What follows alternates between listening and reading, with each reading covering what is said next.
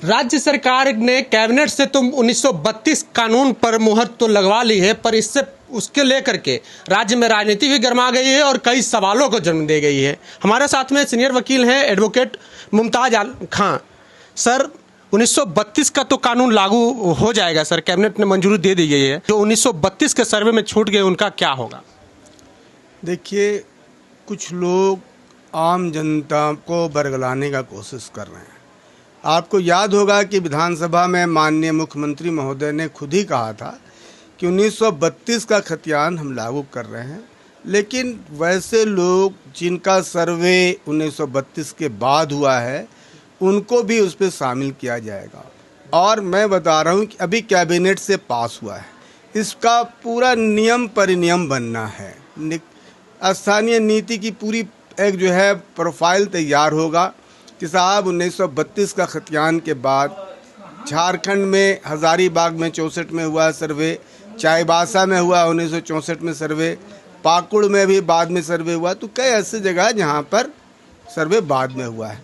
तो ये 1932 का खतियान या अंतिम सर्वे उसमें जोड़ा जाएगा, इसलिए कि हमारा झारखंड का कोई भी झारखंडी भूमिपुत्र को इसमें छूटने नहीं दिया जाएगा। ये बार बार मुख्यमंत्री ने भी कहा और सारे हमारे मंत्री और नेतागण ये बात बोल रहे हैं। तो निश्चित तौर पर हमारा जो दर्द है, झारखंड हेमंत सोरेन का जो दर्द है, हर झारखंडियों के लिए है, भूमिपुत्र के लिए, मूलवासियों के लिए, इसलिए किसी भी मूलवासी को इससे अलग नहीं रखा जाएगा, ये बिल्कुल साफ है। अब ये है कि इसके लिए नियम बनाने की बात है। अब इसका बाकायदा पूरा ड्राफ्ट तैयार होगा कि 1932 का खतियान के साथ और क्या क्या कमी बेसी उसको रेट किया जाएगा। कुछ लोग ये बोल रहे हैं कि नहीं, हाई कोर्ट में ये नहीं चलेगा, ये टूट जाएगा।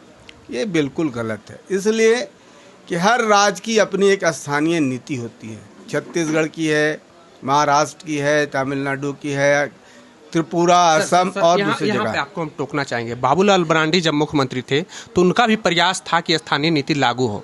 आखिरकार 1932 ही क्यों?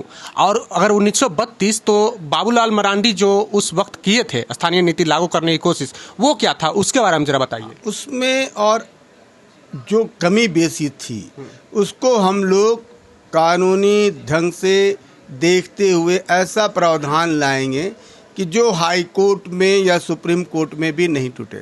इसलिए बार बार कहा जा रहा है कि हम लोग जो यह नियम बनाएंगे उस नियम को हम केंद्र सरकार को भेजेंगे और केंद्र सरकार से 9th शेड्यूल में डालने के लिए उसमें कार्रवाई करने का हम लोग रिक्वेस्ट करेंगे। 9th शेड्यूल में होता ये है कि कोई भी जब नियम उस शेड्यूल में आ जाता है तो उसको किसी भी कोर्ट में चैलेंज नहीं किया जा सकता। जैसे अभी CNT एक्ट के जो प्रावधान है जी, वो CNT एक्ट के प्रावधान को किसी भी न्यायालय में चैलेंज नहीं किया जाता है, उसको टोटो मानना पड़ता है।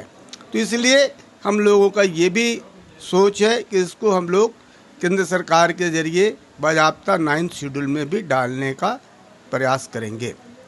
इतना ही नहीं, जो आपने कहा बाबूलाल मरांडी ने जो नियम बनाया था उसमें नियम में कुछ कमियां थी और हमारे जो उस वक्त के जो एडवोकेट जनरल्स थे या जो पदाधिकारी थे उसको सही ढंग से हाई कोर्ट के सामने पेश भी नहीं किया था, जिसके वजह से भी ये उस वक्त जो है टूटा था। क्या क्या कुछ कमियां थी सर उस वक्त? पहला कमी ये कि साहब हम जो हाई कोर्ट का ये कहना था कि आप पूरे भारतवर्ष के रहने वाले नागरिक को किसी भी देश में, पूरे देश में या किसी राज्य में नौकरी करने से रोक नहीं सकते हैं।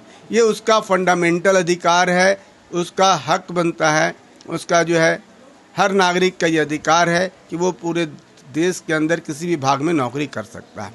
तो पिछले बार में हुआ यह था कि 100% रिजर्वेशन की बात आई थी कि स्थानीय नीति में 100% स्थानीय लोग को नौकरी दिया जाएगा। इस पर भी हम लोग सोचेंगे, हमारे मुख्यमंत्री महोदय एडवोकेट जनरल से और भी जो विद्वान अधिवक्तागण हैं, विधि के जानकार हैं, उनसे मशवरा करके उसमें कुछ प्रावधान लाया जाएगा जिसमें बाहर के लोगों को भी कुछ परसेंटेज दिया जाए, जिससे कि ये नहीं कहा जा सके कि हम कंप्लीट जो है लोगों के लिए बैन कर दिए हैं या बाहर के लोगों को नौकरी नहीं देंगे।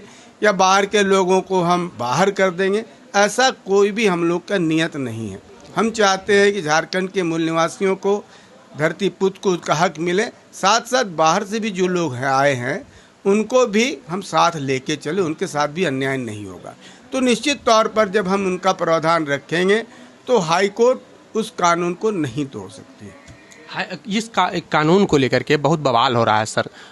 एक लोगों में संशय बना हुआ है कि जो बिहार के लोग हैं, यूपी के लोग हैं, जिनकी 3-4 पीढ़ी यहाँ पर रह चुकी है, उन लोगों का क्या होगा और ग्राम सभाओं का इसमें क्या योगदान रहेगा? देखिए, ग्राम सभा तो पहले से यहाँ काज कर रही है।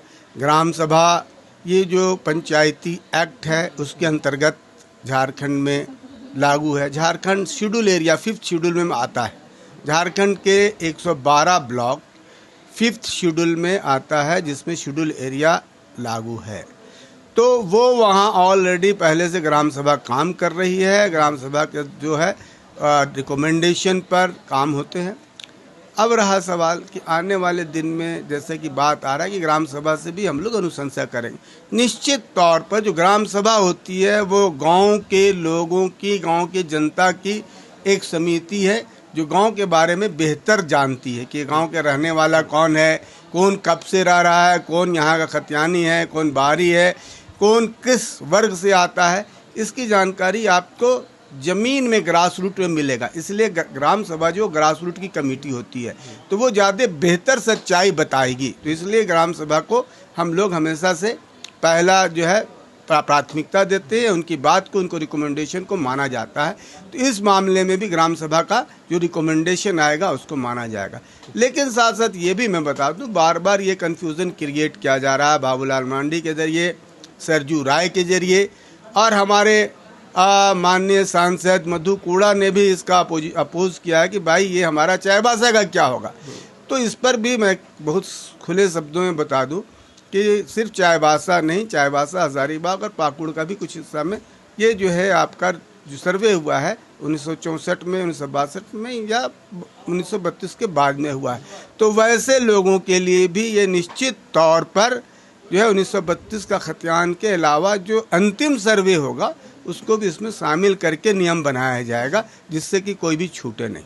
अच्छा, तो आगे सरकार कितनी आश्वस्त है कि कोर्ट में किन किन मामलों को लेकर के जाएंगे, कैसे कैसे करेंगे, तो ताकि ये कोर्ट इसको निरस्त नहीं करेगी? कोर्ट में हमें जाने की कोई ज़रूरत नहीं। हम तो नियम बनाएंगे कानून संबद्ध, जो कानून में या संविधान में जो प्रोविजंस है उसको लेते हुए हम लोग इसका बजाबते नियोजन नीति, अभी तो पहली बात ये बहुत क्लियर कर दूं, अभी नियोजन नीति नहीं बनी है, अभी सिर्फ स्थानीय पॉलिसी बनी है।